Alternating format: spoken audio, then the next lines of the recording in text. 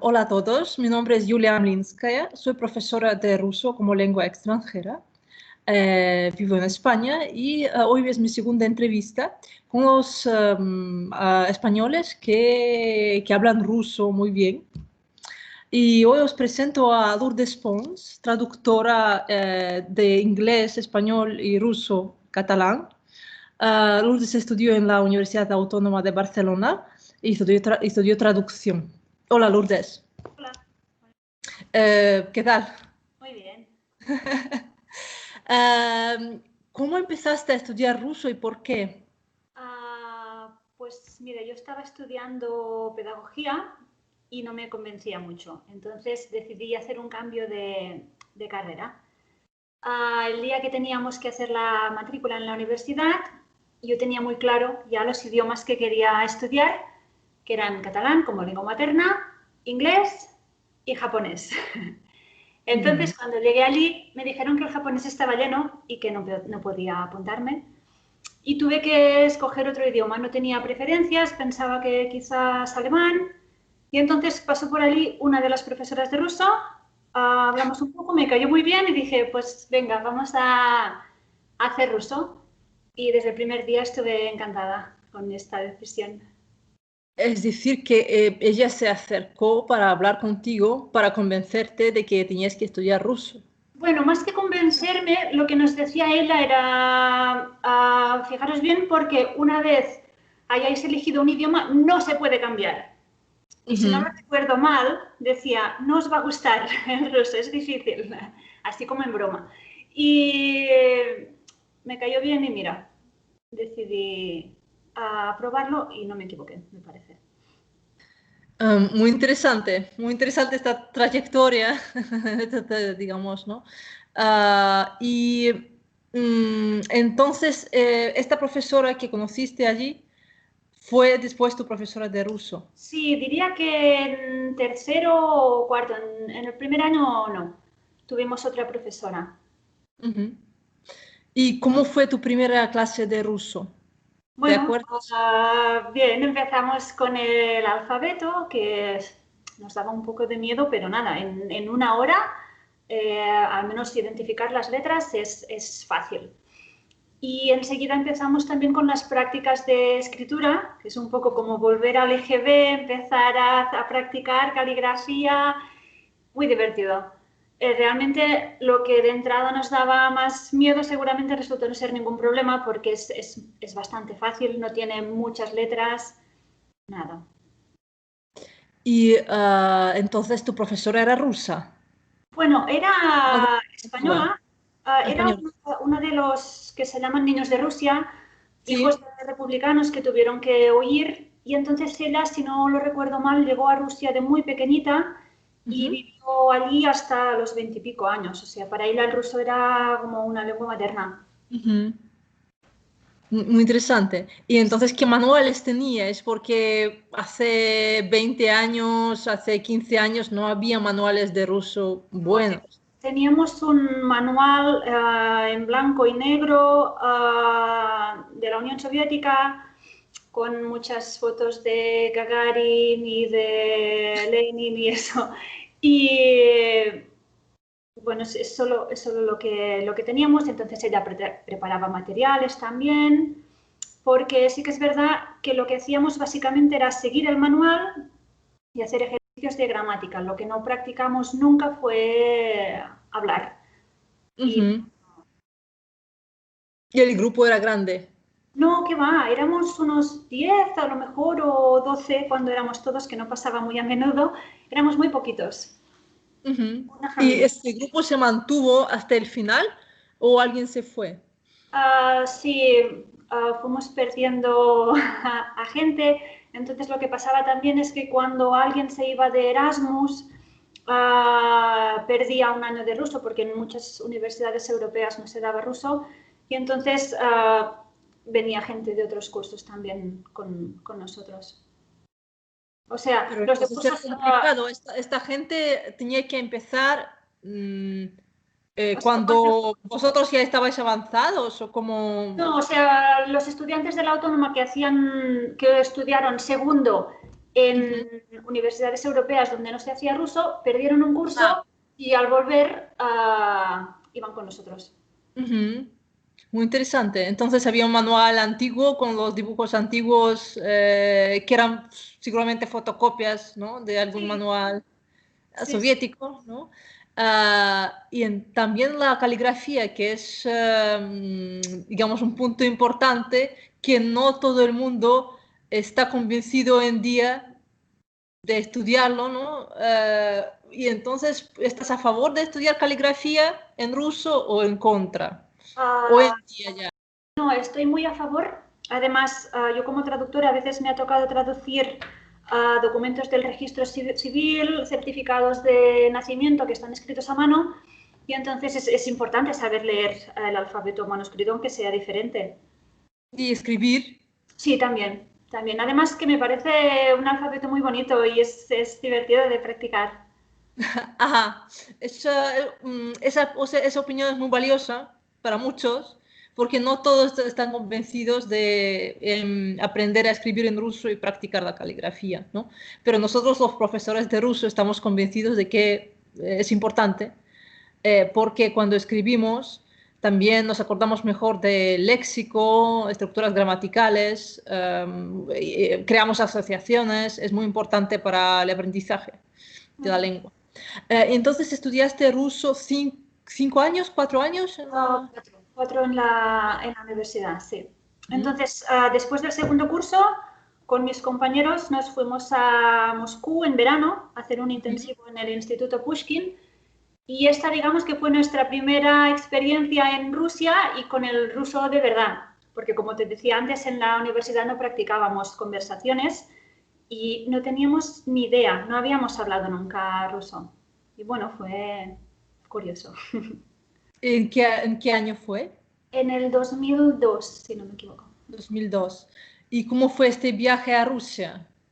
¿Tuviste un shock cultural? Sí, ¿O bueno, tuviste... para la entrada hay que tramitar los visados, que es mucho papeleo y hace que todo sea un poco oscuro casi.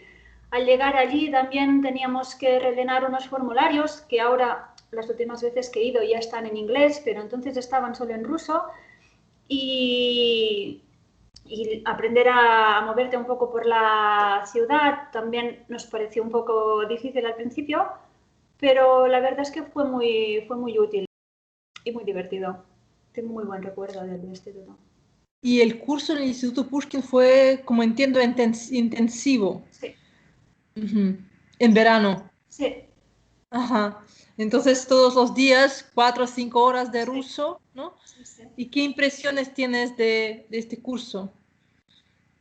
Pues creo que fue muy práctico porque hacíamos quizás poca gramática y mucha conversación. Y es lo que nos faltaba porque en la universidad no teníamos. Y eran grupos reducidos de gente de otros países, había japoneses, chinos me parece, checos. Entonces la lengua de comunicación era el ruso, aunque muy precario, pero nos comunicábamos como podíamos así.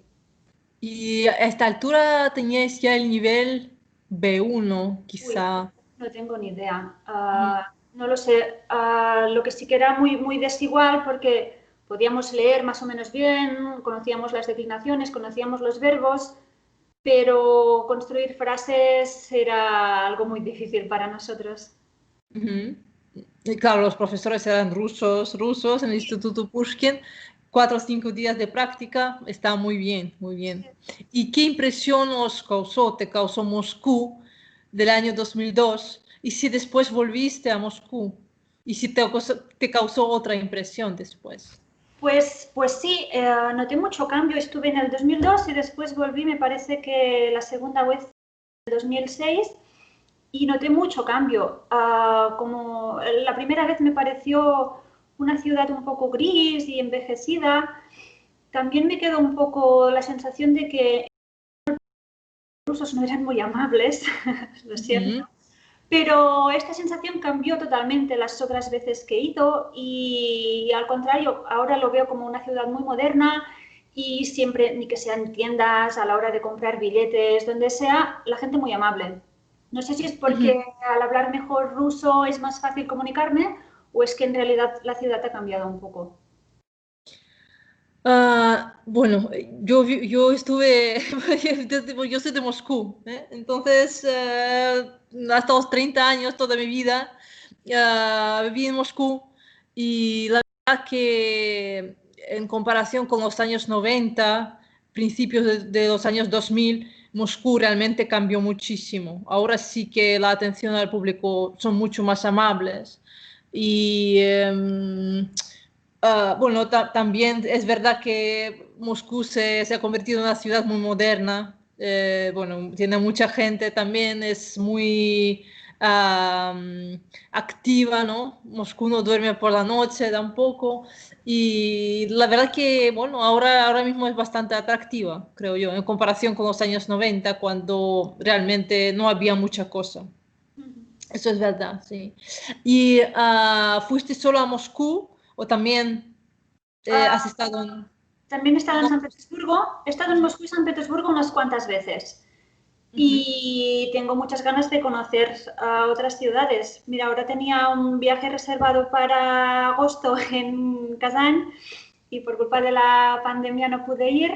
Espero ujú. poder, es una de las ciudades donde tengo muchas ganas de ir, espero pronto poder visitarla. También tengo ganas de ir al sur, tengo muchas ganas de ir a ver el Baikal alguna vez. Espero poder hacerlo realidad.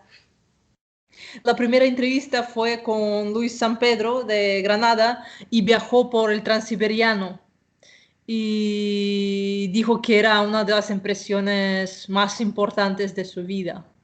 Viajar por el Transiberiano y ver el Baikal. Así que yo creo que es recomendable. Yo misma no he ido, no he viajado por el Transiberiano, pero también quiero, sí. Que quería hacerte una pregunta más. Sí, Moscú y San Petersburgo, ¿no? En San Petersburgo estudiaste ruso No, también. no, no, No, fue no, solo de visita, como turista. de visita. Ajá, turista. Ajá. ¿Y qué puedes decir, pues, entre Moscú y San Petersburgo, qué elegirías? Ostras, me parece una pregunta difícil. Me gustan ambas ciudades, las veo muy diferentes. Quizás San Petersburgo es como más europea, más bien a lo mejor, con los palacios y por el tipo de arquitectura. También estuve la primera vez en junio, me parece que era, con las noches blancas, no, en julio, que es también una experiencia muy bonita, pasear a la luz del día a las 12 de la noche. Pero quizás si tuviera que elegir un sitio para vivir me quedaría con Moscú. Ujú, Me parece más atractiva. ujú. Interesante. Normalmente los extranjeros se dividen en dos partes, ¿no? Los que prefieren Moscú, los que prefieren San Petersburgo. Los rusos también. Sí, son muy diferentes. Yo me quedo con Moscú porque soy de Moscú, pero no quiere decir que yo también he estado en San Petersburgo y es una ciudad muy bonita. Sí, es verdad. Entonces, Moscú, San Petersburgo y ¿alguna vez fuiste a Rusia por trabajo? Bueno, estuve el año pasado en un congreso de traducción Ujú, y 3 días en San Petersburgo. ujú, Y claro, es una experiencia distinta porque no vas de turista, estaba casi todo el día en la universidad con las conferencias y mi intención era volver este año, que es lo que se celebraba en Kazán, y así que voy a ver dónde la van a hacer el año que viene porque va cambiando de ciudad, a ver si es posible ir. ¿Y qué evento era? Es un congreso de traducción. Congreso de traducción que tiene que ver con ruso. Sí, sí, sí. Mm, Había tanto traductores que traducen al ruso como traductores de ruso a otros idiomas. ujú, Y entonces cada año escogen una sede, normalmente es o San Petersburgo o Yekaterinburgo, Volgogrado también o Kazán. Y van ujú. moviéndose. Bueno, entonces vamos a cambiar un poco de tema. Vamos a hablar sobre la comida y las costumbres rusas.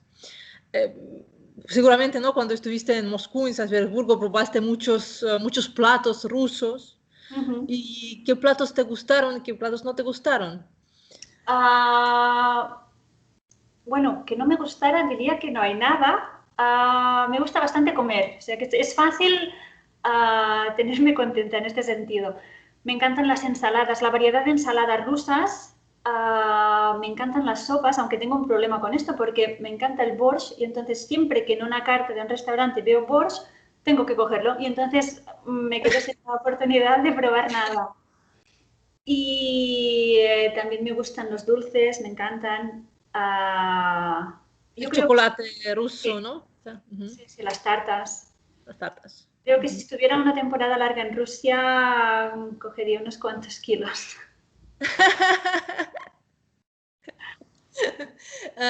Muy bien. Luis San Pedro, con el que hablé hace un mes, me dijo que había un plato que no le gustaba, que es la carne congelada, el holodets, ¿no? La Ajá, carne en gelatina, gelatina.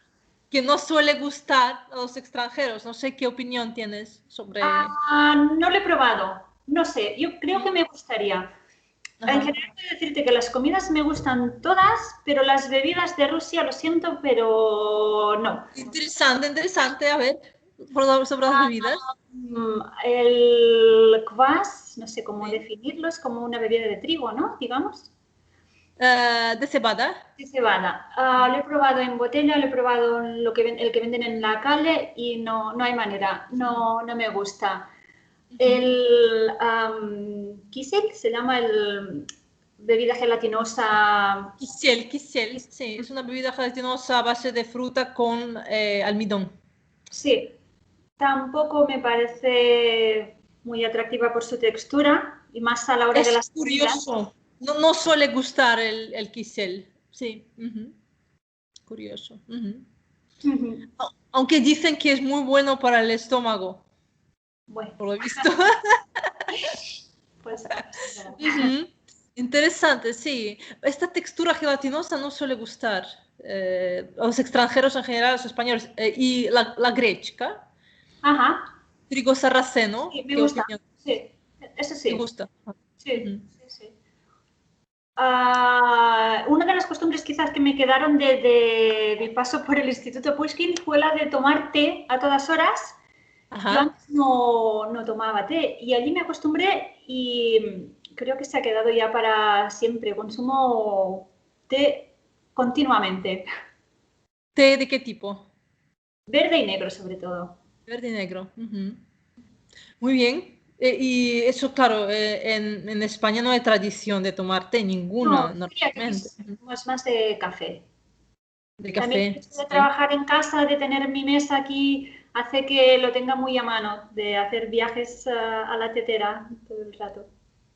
Es muy interesante porque en Rusia quizá pasamos un poco del té a café. Mucha gente cambió de opinión cuando llegaron así los años 2000, cuando abrieron muchas cafeterías, ¿no?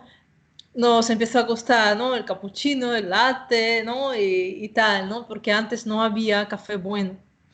Y ahora hay mucha gente que toma solo café, no toma té, aunque antes tomaba té, ¿no?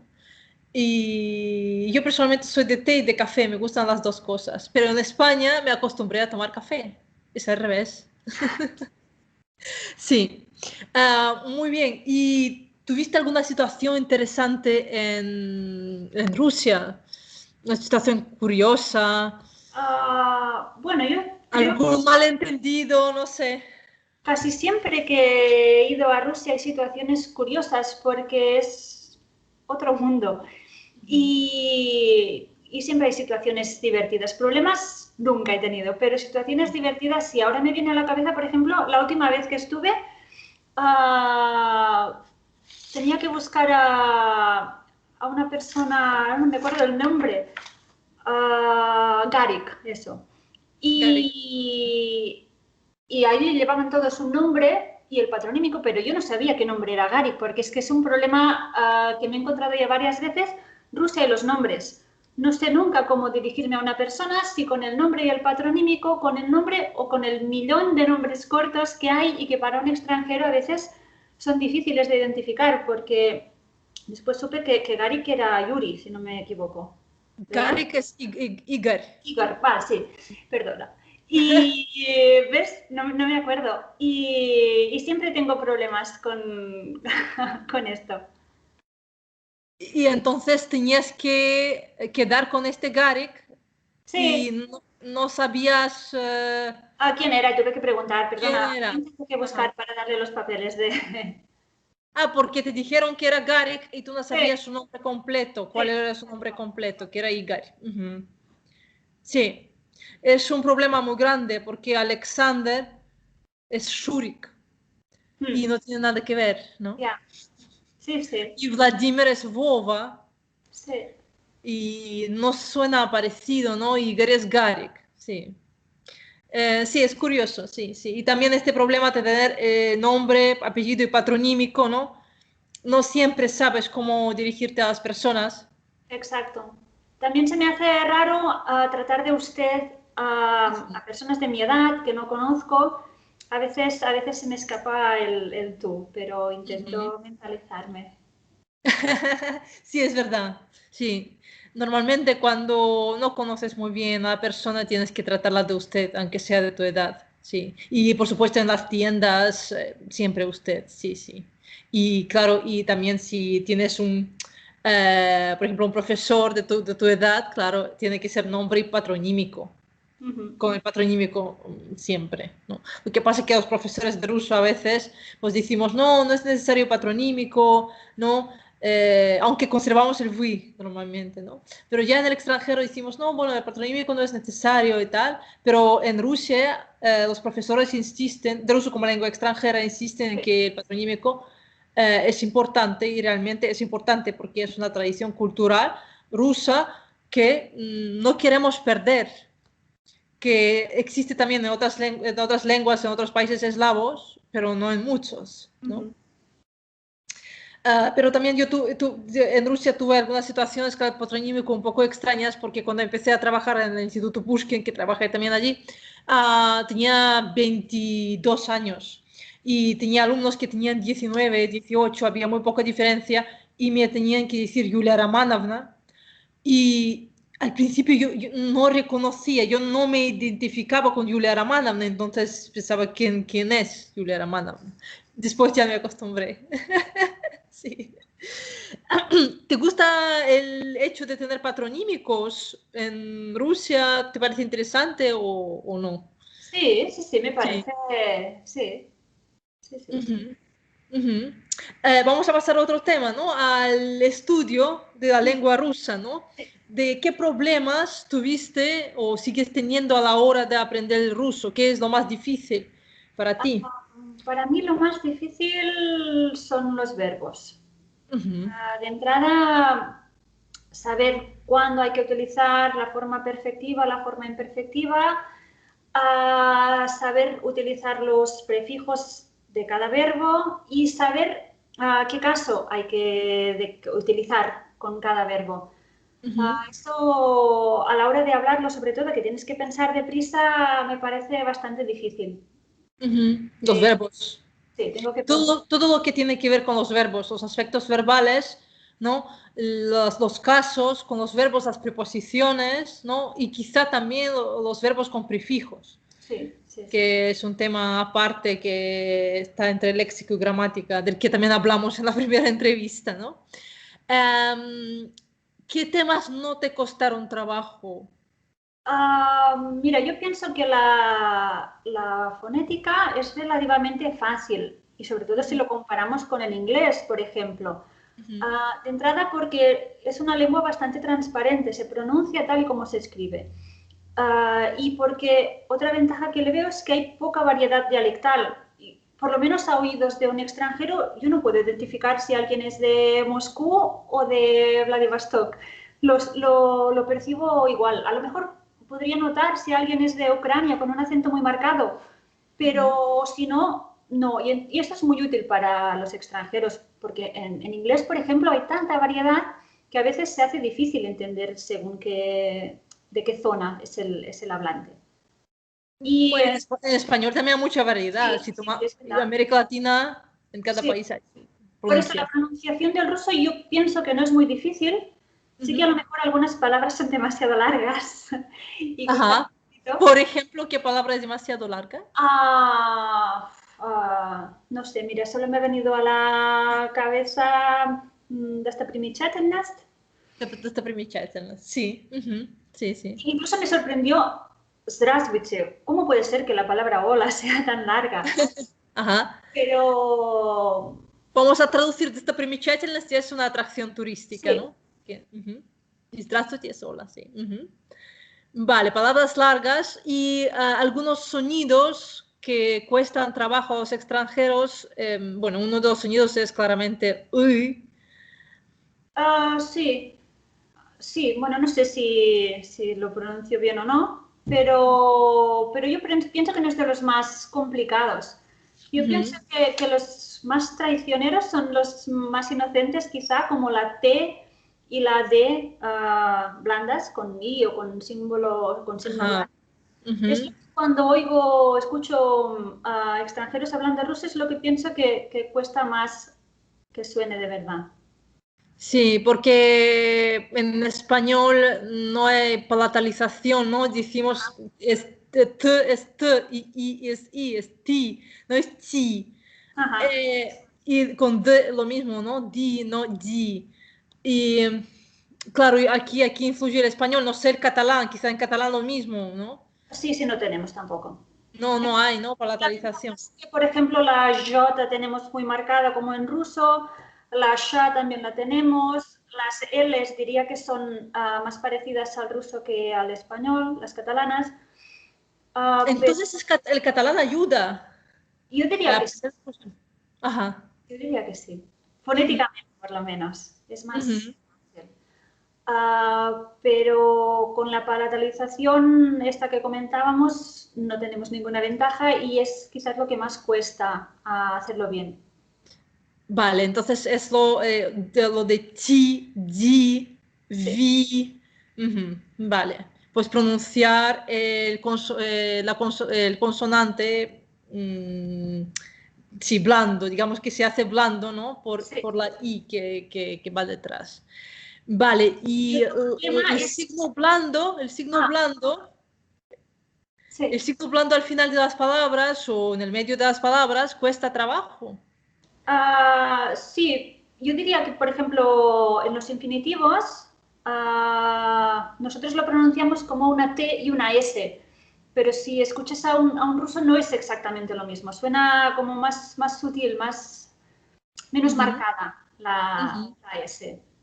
Pero bueno, esto creo que tampoco genera problemas de comunicación. Por lo menos nunca he tenido problemas para que me entiendan por culpa de la pronunciación. Otra cosa que pasa es que hay que identificar la sílaba tónica, porque no te da ninguna pista la palabra en sí, porque no hay marcas de acentos. Y eso sí que es difícil porque cambia un poco la pronunciación de las vocales en función de dónde está la sílaba tónica. Y aquí ya solo es cuestión de escuchar, de memorizar y de la intuición, que yo creo que acaba funcionando bastante cuando cada vez es más fácil imaginarte dónde va a estar la sílaba tónica, aunque no siempre la acertamos. Hay libros sobre la acentuación rusa, pero las reglas son tan complicadas y son tantas que la intuición funciona quizá mejor que todas estas reglas, ¿sí? Y sobre la pronunciación que hay en diferentes regiones de Rusia, sí que es verdad que para nosotros, los rusos, es evidente que hay muchas diferencias. Entre Moscú y Vladivostok casi no hay, pero las diferencias son entre el centro de Rusia y el norte. Por ejemplo, la pronunciación de Moscú con muchas As y la pronunciación del norte de las ciudades de Murmansk, de Arhangelsk, que tienen la pronunciación más cerrada, las vocales más cerradas. Y en el sur que tienen G, por ejemplo, eso sí se oye, y en los Urales tienen otro tipo de pronunciación, Ekaterimburgo, Perm, que es muy marcada, sí, la pronunciación de los Urales. Eso lo notamos nosotros, pero creo que los extranjeros no tanto, No, no por lo tanto, menos yo claro. me parece muy complicado. Y las diferencias léxicas no, creo que no tenemos tantas como en otros países, como por ejemplo España, que en cada región hay muchas palabras que son muy específicas de esta región. Otra cosa interesante, ¿no? ¿Utilizas el ruso en tu trabajo? ¿Te ayudó el hecho de hablar ruso para encontrar trabajo? Sí, aunque traduzco más del inglés o del español, a veces tengo suerte y también me llega alguna traducción del ruso y siempre me hace ilusión poder utilizarlo en el trabajo. ¿Y qué traducciones son normalmente? Normalmente son cuestiones de documentación bancaria, contratos, certificados de nacimiento, de función, cosas así. No, no muy divertidas a lo mejor, ya me gustaría traducir cosas más amenas, pero de momento es lo que hay. Tengo un conocido de Italia que también es traductor inglés, italiano, ruso, italiano, y dice lo mismo, que le gustaría traducir obras literarias, pero lo que traduce son certificados médicos y instrucciones. Bueno, pero dice lo mismo, que está muy contento cuando tiene algo, una traducción del ruso al italiano, ¿no? Y bueno, eso es, digamos, el uso directo de ruso. Y si hablamos del uso indirecto, ¿no? ¿Cómo influyó el ruso o el hecho de haber viajado a Rusia o de haber estudiado ruso y conocer Rusia en tu personalidad? Mm, ¿Cambió tu personalidad? ¿No se te abrió otras perspectivas? sí, bueno, yo creo que eso es inevitable con cualquier idioma. El hecho de estudiar un nuevo idioma, conocer una nueva cultura, conocer a gente nueva, viajar, siempre hace que cambie alguna cosa dentro de ti. No sabría decirte cuál es en este caso, pero seguro que sí. Y el ruso para mí ahora forma parte muy importante de mi vida porque aparte del trabajo, que a lo mejor no es mucho, pues muchos de los libros que leo son en ruso, intento mirar películas en ruso a menudo, escucho la radio en ruso, miro series rusas también, o sea que es como meterte también dentro de otra cultura. Estás dentro de este mundo, ¿no? Sí, Y no quieres salir de él, ¿no? no, no. Y Dentro de este pequeño rincón de los Pirineos, pues a veces suena ruso casi todo el día. ajá, ajá, muy interesante. Y en la ciudad donde vives hay ruso hablantes. ¿Tienes con quién practicar? No, esto es uno de los problemas que hay. Solo conozco a una chica que es ucraniana y hablamos en ruso.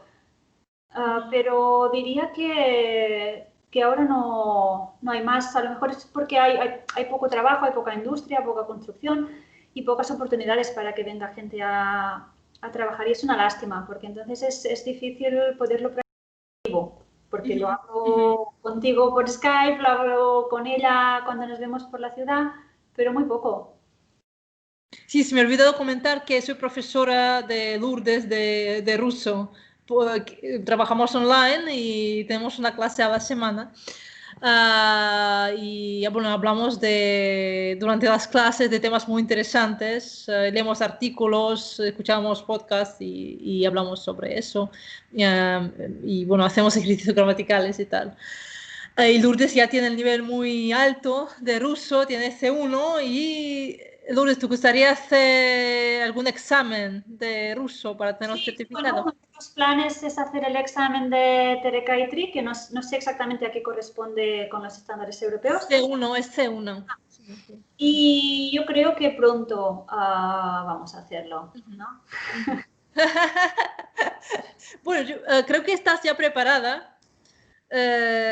Un poquillo más quizá de ejercicios gramaticales, sobre todo los verbos con prefijos, y si vas a poder hacer Terecaitri. ¿Qué planes tienes relacionados con el ruso para el futuro, ¿no? Quizá algunos viajes, ¿no? Sí, yo creo que el primer plan que tengo es hacer un viaje. ¿Con la Este, familia, sola? de momento sola. Sola. Ujú. Mis niños, tengo 2 hijos, me preguntan a menudo cuándo podrán venir a Rusia Y creo que a lo mejor en un par de años o 3 ya nos voy a ¿Y a llevar. dónde? ¿A Kazán? Sí, eso lo sabemos ya. ¿Y a dónde Ya más? sería un buen plan. De momento, mi objetivo principal sería ir al Baikal, como te decía, aunque no es fácil porque son muchos días hasta llegar allí. Y una vez estás allí, pues tampoco vas a quedarte un par de días, necesitas un poco de tiempo para ver cosas. Por eso tengo que buscar la manera de poderme ir una semana, por lo menos. Ujú. Y bueno, sí, es uno de los planes. El otro plan es eso, hacer el examen de Tercaitri, mejorar mis capacidades de comunicación, porque es lo que más me cuesta ahora practicar. Y yo creo que ese es un objetivo vital a largo plazo porque nunca voy a estar satisfecha con el nivel que tengo. Ujú. Voy a querer mejorar. Ruso se puede estudiar toda la vida, ¿no? Sí, es verdad. También hablas inglés, ¿no? Y Sí. si comparamos tu nivel de inglés y tu nivel de ruso. Pues hablando inglés hablo más fluidamente que en ruso, pero mira, estuve en Londres en febrero y tenía la sensación de que me costaba a veces entender lo que decía la gente por la calle. Y en Ujú, cambio, estuve también hace poco en Rusia y estoy contenta porque lo entiendo casi mejor que el inglés, aunque ujú, no sé hablarlo me cueste mucho más. ujú. Muy bien. Muy bien, muy interesante. Muy interesante la entrevista, muy inspiradora para los que empiezan a estudiar el ruso. Te deseamos mucha suerte, ¿no? Y esperamos que consigas tus objetivos, que hagas Terekaitri, ¿no? Y que apruebes, que viajes a Kazán y que sigas viajando a Rusia, al Baikal, por el Transiberiano, etcétera, etcétera. Y también es muy importante que tus hijos sepan que hablas ruso, como he entendido, ¿no? Tus hijos lo saben Sí, y quieren ir a Rusia también, sí, ¿no? bueno, de hecho el mayor ahora dice que quiere ser astronauta y yo le he dicho que el idioma oficial de la estación internacional es el ruso y que tendrá que aprender ruso, así que ya está mentalizado también. Y está de acuerdo. Sí, de momento sí. Muy bien, muy bien. Porque claro, tu marido es catalán, ¿no? Y no habla ruso, No, ¿no? Es importante decirlo, ¿no? Porque a lo mejor han pensado que tu marido es ruso, no. Tus hijos son catalanes, sí, ¿no? Entonces hablan catalán, español, pero no hablan ruso. Y tú eres la única de la familia que habla ruso. sí, de momento. Vale. Intentas inspirar, ¿no? A tus hijos a que aprendan, ¿no? Otras lenguas, incluyendo el ruso. Muy bien, muy interesante la entrevista, muchas gracias. Sí, mucha suerte, salud en esta época tan difícil y nos vemos en clase. Muy bien, gracias. Gracias. Hasta luego. Hasta luego.